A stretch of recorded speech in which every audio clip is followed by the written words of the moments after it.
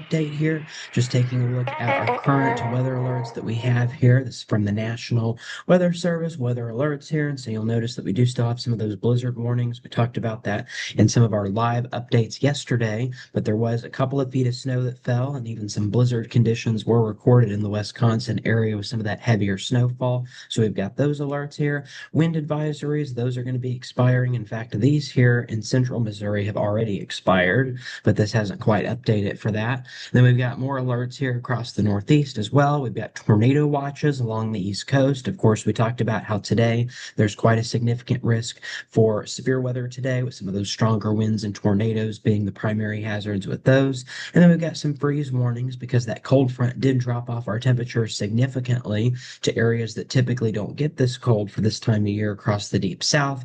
So, of course, it's already growing season across these areas. So you'll want to make sure to take precautions across that area. We've still got the fire threat across southern Texas and southern Louisiana, but it's a lot more limited. We've got some wind alerts, winter weather advisories, and then we got the heat alerts here, extreme heat warnings, extreme heat watches, and heat advisories in effect later this week, where we will be seeing temperatures in the triple digits, even though we're only in the third week of March. So it's kind of crazy to think about that we've got wind chills below zero, we've got blizzard conditions, and then we've got snow falling, even across states that typically don't see it, and then we've even got triple digit heat all happening at the same time. And then we've got severe weather on the East Coast, of course, from that same storm system that moved through here yesterday, bringing some snowfall. So that's a look at what we're dealing with as of today with our different alerts here. So again, that storm system starting to move further towards the east now. But we do still have some of those gusty winds. We're going to continue to deal with that as we go through today, gusting anywhere from 25 to 35 miles per hour. So, of course, the winds have come down just a little bit over the last several hours. And as you'll notice, as we go through the rest of this evening, the winds will begin to calm down, especially around 9 or 10 o'clock. That's when our winds will be about 10 or 15 miles per hour. So that is when things will get a little bit better.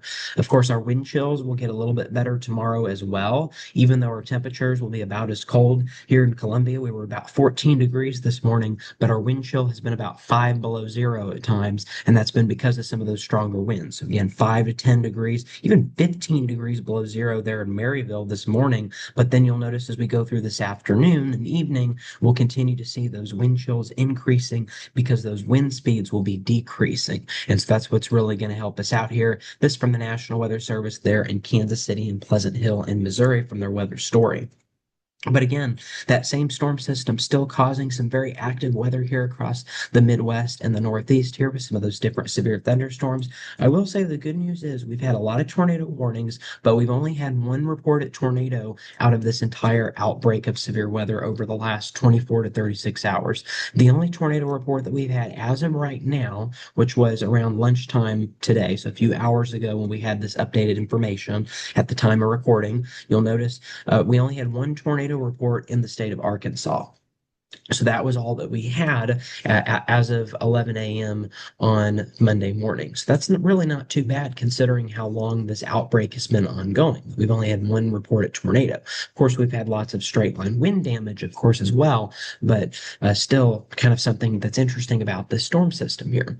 So again, today we have that moderate risk for severe weather from the Carolinas all the way up to around DC and Baltimore under that moderate risk. This is a 4 out of 5 on your severe weather index scale. Tornado risk is kind of on the medium side at around 15%, but the winds are going to be a little bit on the higher side. We've actually got that 60% category, and that's intensity one hatched area across this region. And so what the intensity one means is that we could be looking at winds of 75 miles per hour or stronger. Again, that'll be very isolated, but it is still something that we're going to be dealing with here for about 22 million people under that risk, including Baltimore, DC, as well as many other areas as well. So along that Interstate 95 corridor across that hatched region, that's where we're going to have the risk for some 75 mile per hour winds or stronger. Hail risk is pretty low for today.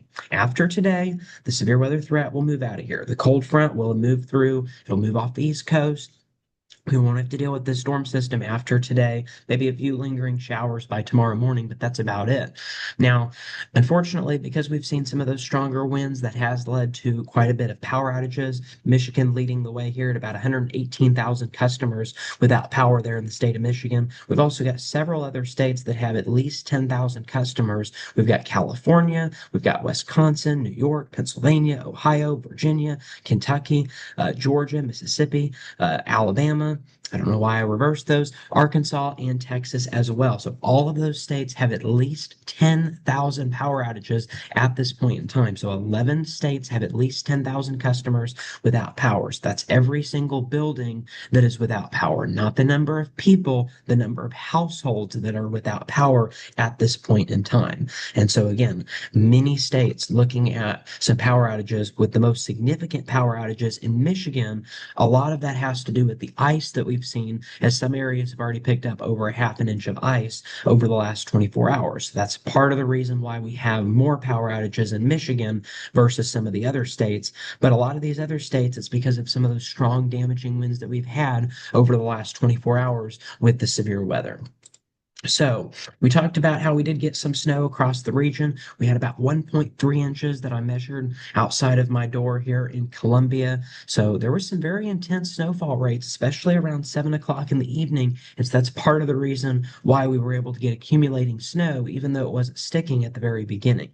Now, in Nevada, we picked up about 2/10 of an inch. That's puts us at about 7.2 inches. There was a light dusting at one point, so that's what we counted as 2/10 of an inch. And then again here in Columbia, just over an inch of accumulation, putting us at just slightly over 10 inches for the season. Still several inches below average, and then still about half of what I had forecasted back in November. Snowfall in the forecast, there is none here in Nevada, but there is a light dusting that is going to be possible here across the Columbia area, but that is very unlikely. But that is still something that we are tracking. In fact, we'll go ahead and take a look at that. Here's from Tropical Tidbits. So again, blizzard conditions continuing through today across the Great Lakes, then that will begin to move out. But then you'll notice as we go into tomorrow, another weak storm system will move in, bringing a quick shot of snow across Minnesota, Wisconsin, Iowa, and into Illinois. Maybe a light dusting is going to be possible as we go into Tuesday evening. Now, the winds are going to be calming down, so we're not going to have any of those blizzard conditions that we've been dealing with the last 24 hours. But a little bit of this rain or snow could move into northern Missouri. It is possible if our temperatures get cold enough Tuesday night that we could be looking at temperatures, or we could be looking at a light dusting of snow across northern Missouri.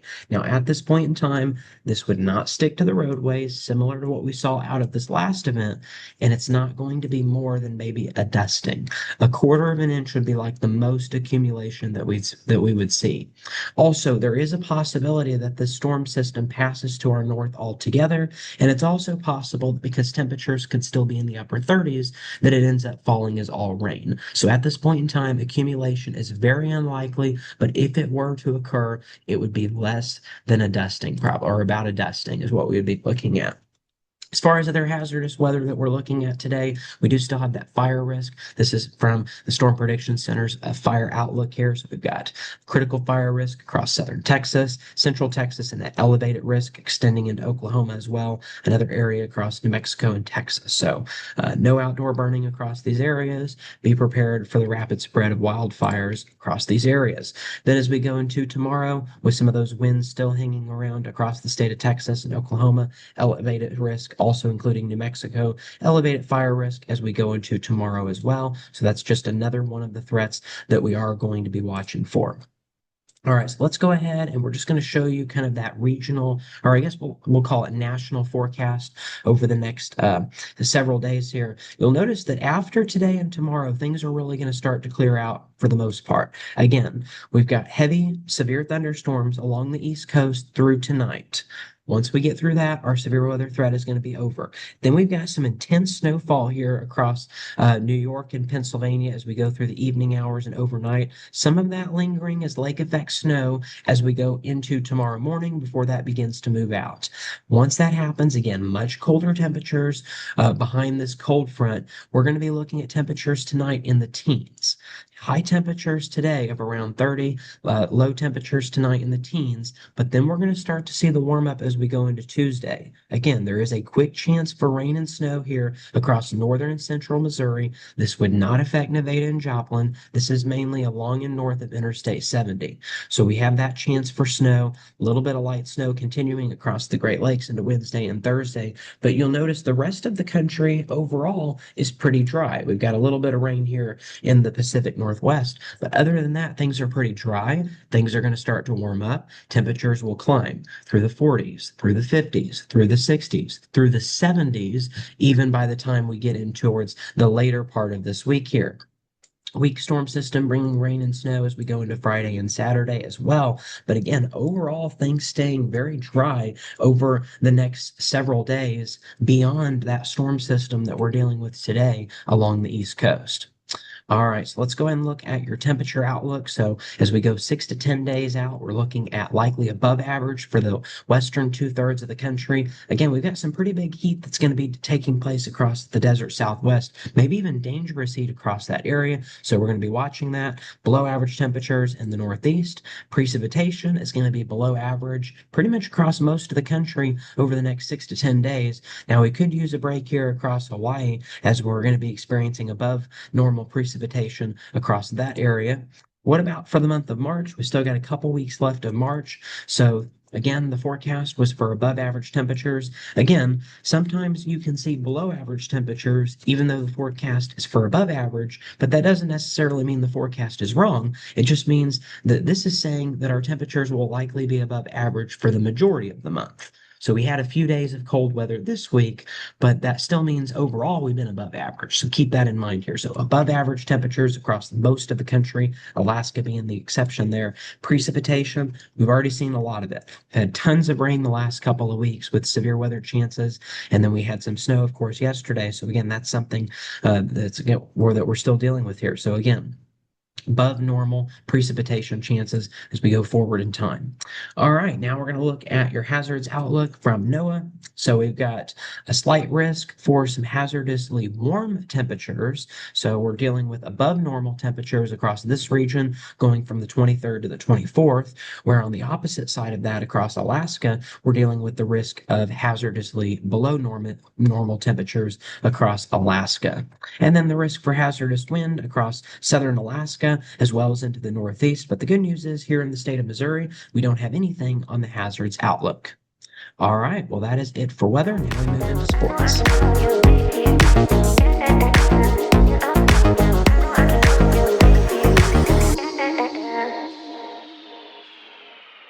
All right, so now we go ahead and we move into sports. Of course, the really big story over the next couple of weeks is going to be the March Madness tournaments that are going to be going on. Of course, that's one of the sporting events that we've really been covering pretty extensively over the past month or so here on GWP Weekly News here. So we're going to continue covering that here as we look at that March Madness schedule for men's basketball. So we've got, of course, Selection Sunday was yesterday. So hopefully the team that you were cheering for made it. I know that mine did, and that would be Missouri. Zoo Tigers made it in there even after the last couple of losses against Arkansas in their last game in the season. And then, of course, they lost in the SEC tournament during the second round, but still able to make it in there. So that was certainly something that I was happy to hear about. Of course, we'll be looking at some of those matchups here, but we'll go ahead and we'll start off by just looking at that schedule for the bracket. So tomorrow is actually going to be the beginning of March Madness. And so for that, I know that I've already mentioned this a couple of times here, but just kind of as a quick reminder, tomorrow night at 9 o'clock Central Daylight Time, we have a new episode of the Great World Podcast that will be premiering. It's going to be our 59th episode that we have done so far. And so, of course, we had the Friday the 13th, part two of that special that premiered last Friday, if you want to go back and check that out here. So, of course, that was kind of a crazy ending with that. So if you didn't see that, you might want to go ahead and go back and check out for that. But the other thing was that again, tomorrow we do have a new episode. So episodes are returning on Tuesdays. So on Tuesday, tomorrow, we're at 9 o'clock. We're going to have our St. Patrick's Day special, of course, with tomorrow being St. Patrick's Day. But we're also doubling it as kind of a special for our March Madness special as well. So we're going to be talking about basketball. We're going to be talking about some Cinderella stories. Now, because that was pre-recorded earlier in the season, we don't actually have a whole lot of information about where March Madness is at this point in time. So we do kind of the now stuff in the weekly news, and then we do just kind of more conversational things on the podcast. So just keep that in mind, as the podcast is not really for updating you on new information. It's more for discussing previous information. But of course, so that'll be premiering tomorrow night. So you'll want to check that out at 9 o'clock, as St. Patrick's Day and March Madness will both be covered in that episode. And then we also have our 60th episode. It's going to be called What's in Your Pocket. That is going to be premiering next Tuesday, March 24th. And then the following Tuesday, we're actually going to have a special video that is going to be released. So we won't have a new episode, but we will have a special video that will be released. And then we also have a special episode that's going to be premiering the first Saturday in April. So, anyways, a lot that you want to stay tuned for. We've even got our first short film that will be premiering within about a month from now. And so that's something that you'll want to stay tuned for. So, of course, there's going to be a lot of madness happening on the Great World Productions, just like there's going to be a lot of madness in basketball here. As again, we had Selection Sunday yesterday. We've got the first four tournament taking place Tuesday and Wednesday, the 17th and the 18th of this week. And then Thursday and Friday, we're going to have the round of 64, otherwise known as the first round. This is on the men's side of things, of course. And then we've got Saturday and Sunday, the 21st and 22nd, is going to be the second round of the playoffs. And then next week, March 26th through the 27th, so there'll be a quick break, about 3 or 4 days of a break in between the second round and the Sweet 16. But then the Sweet 16 will resume, or the playoffs will resume with the Sweet 16 on March 26th and 27th. And then the following Friday and Saturday will be, or excuse me, the following Saturday and Sunday rather, will be the Elite Eight on March 28th and 29th. And then we'll have the final four playoffs. In Indianapolis on April 4th, with the championship game also taking place there on April 6th. So, of course, that is something that you'll want to stay tuned for. Again, the Final Four game is going to be in Indianapolis Saturday night. And then, of course, as always, that championship game will be on a Monday night on April 6th.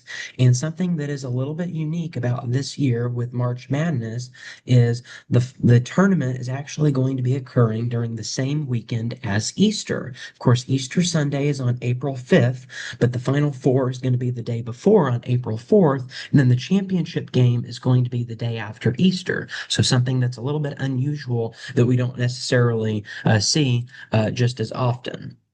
So, and then we talk about the tournament schedule for the women's side of things. The first four tournament is going to be Wednesday, March 18th. And so then the first four is going to be on Thursday, the 19th. And then Friday, the 20th, the first round will begin. So everything is about a day behind in women's basketball when it comes to that March Madness schedule. And then Saturday, the 21st, will be the conclusion of the first round. Then we will have the second round games on Sunday, March 22nd, and Monday, March 23rd. So again, a day behind the schedule for the second round and the men's side of things. Then on Friday, March 27th, you've got the Sweet 16, as well as on Saturday, March 28th. Then the Elite Eight will happen on Sunday, March 29th, and then Monday, the 30th, will be the final day of that. And then the final four games will actually be the day before on Good Friday, on Friday, April 3rd. Those games are going to be in Phoenix. And then the championship game is going to be on Easter Sunday during the afternoon on April 5th. That game is going to be at around 3:30 p.m. Eastern Time, and that's going to be on ABC. Again, Phoenix is going to be the location of the Final Four and championship games that are going to be happening. So going back to the men's side of things, I did want to look at the first several matchups here. The first matchup is actually going to be at 5:40 local time on Tuesday, the first four, and that's going to be UMBC versus Howard.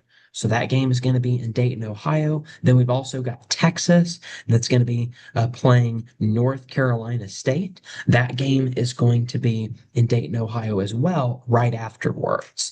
Now, something else that I want to throw out, just kind of as a quick reminder. First of all, you're going to have scheduling interruptions on some of your CBS shows. So just something to kind of keep in mind as we go into March Madness. But something else to keep in mind as well is that because you have multiple games per day at one specific arena, you have to keep in mind that even though the time says that it might happen at this time, it's very well possible that there may be a delay. So I just want everybody to be prepared for the possibility of delays within that March Madness tournament schedule, just for that reason. So just kind of keep that in mind here as we go forward in time here with that. So again, that's going to be the matchups on Tuesday that we have, and then on Wednesday we have the continuation of the first four, as we've got Prairie View, A&M, and Lehigh. That's going to be at 5:40 on True TV. That game is also going to be in Dayton, Ohio, but again the following day. And then right after, immediately following that game, we have the South regions. We've got Miami, Ohio, facing off against SMU. Of course, we talked about Miami, Ohio had the longest streak when it came to undefeated record. They were undefeated in conference, and so that's actually part of the reason why they were able to make it into the March Madness playoffs here. They did end up losing a game, but their final record for the season was 31-1. But of course, they won so many games in a row. So that was a big story that we followed here on GWP for quite some time. Then on Thursday, March 19th, of course, we've got all of the different matchups. I'm just going to run through these really quickly. We've got TCU and Ohio State, Troy and Nebraska, South Florida and Louisville, High Point and Wisconsin, CN and Duke, McNeese and Vanderbilt, North Dakota State and Michigan State, Hawaii and Arkansas, VCU and North Carolina. And then again, of course, we've got Michigan and BYU who are going to be facing off against whoever wins in those first four games. We've got Texas A&M and St. Mary's, Pennsylvania and Illinois, St. Louis versus Georgia, Kennesaw State versus Gonzaga, and then Idaho versus Houston. So all of those games taking place on Thursday for the first round. And then on Friday, March 20th, we've got the second round where Santa Clara will be facing off against Kentucky. We've got Akron versus Texas Tech, Long Island University versus Arizona, Wright State versus Virginia, Tennessee State versus Iowa State, and then Hofstra versus Alabama, Utah State versus Villanova, and then, of course, whoever wins the first four matchup versus Tennessee, and then whoever wins the first four matchup versus Florida. We've got Iowa versus Clemson, Northern Iowa versus St. John's, UCF versus UCLA, Queen's University versus Purdue, California Baptist versus Kansas, and then Furman versus UConn, and then Missouri versus Miami is actually going to be the final game at 9:10 p.m. in St. Louis. That's going to be the final game of the first four, again, with the second round then happening on Saturday and Sunday, the 21st and the 22nd. So, of course, if you want to, of course, this is really the best time to make those brackets. If you want to compete, if you want to see how bad you are at predicting the outcomes of different games, well, go right ahead. This is the perfect time in order to go ahead and make those brackets. All right, so that's on the men's side of things. Now we're going to briefly look here at that women's schedule here. We're going to start with those first four matchups on Wednesday. We've got Richmond against Nebraska. We've got SFA versus Missouri State. So again, multiple Missouri teams made it into the playoffs this season. We've got Samford and Southern U. We've got Arizona State and Virginia. Those both games are going to be on Thursday. Then as we go into Friday, we've got those first round matchups that are going to be taking place. We've got Charleston and Duke. We've got UC San Diego and TCU, Virginia Tech versus Oregon. We've got whoever wins that first four matchup versus Baylor. We've got whoever wins the first four matchup versus Texas. We've got South Dakota State and Washington, Murray State and Maryland, Gonzaga Gonzaga versus Ole Miss, Holy Cross versus Michigan, Western Illinois versus the University of North Carolina. We've got Jacksonville versus LSU. We've got Green Bay versus Minnesota, Colorado State versus Michigan State, Tennessee versus North Carolina State, and Villanova versus Texas Tech. And finally, last but not least, we've got Idaho versus Oklahoma. And then the second portion of the first round games will take place on Saturday. We've got Howard versus Ohio State. We've got Vermont versus Louisville. We've got whoever wins the first four matchup versus South Carolina. And then we've got, as well as whoever wins the first four matchup versus Georgia. We've got Fairfield versus Notre Dame, James Madison versus Kentucky, Rhode Island versus Alabama, UTSA versus UConn, USC, Southern California versus Clemson, FDU versus Iowa, Miami, Ohio versus West Virginia. So Miami, Ohio making it to the tournament in both men's and women's. Syracuse versus Iowa State. High Point versus Vanderbilt, Princeton versus Oklahoma State, Colorado versus Illinois, and California Baptist versus UCLA to round things out in the first four. That game is going to be at 9 o'clock on Saturday. So pretty much all afternoon and evening, we are going to have those tournaments taking place. Again, with the men's side of things is going to be happening a day in advance of the women's side of things until you get to that Final Four, where the Final Four is actually going to be the day before the Final Four in the men's side of things. All right, so that's pretty much what we're going to be looking at within the March Madness. All right, and that does wrap things up here. So that's all the time that we have on sports. And so that'll wrap things up here on GWP Weekly News. Have a great week, and we'll see you back here next week.